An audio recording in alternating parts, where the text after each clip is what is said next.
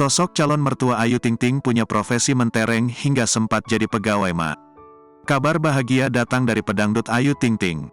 Ayu Ting Ting baru saja dikabarkan lamaran dengan seorang anggota TNI bernama Letu Muhammad Fardana. Isunya lamaran Ayu Ting Ting dan anggota TNI itu digelar pada Minggu, tanggal 4 Februari tahun 2024. Dilansir dari tribuntrends.com, Letu Muhammad Fardana memiliki orang tua yang cukup disegani bernama Darsy Akib dan almarhumah Fauziah Lina. Bukan orang sembarangan, Darsy Akib memiliki profesi mentereng. Darsy Akib dikenal sebagai Ketua Umum Pensiunan Pegawai Mahkamah Agung yang tergabung dalam organisasi PERPUGAMA, Perkumpulan Purnabakti Pegawai Mahkamah Agung.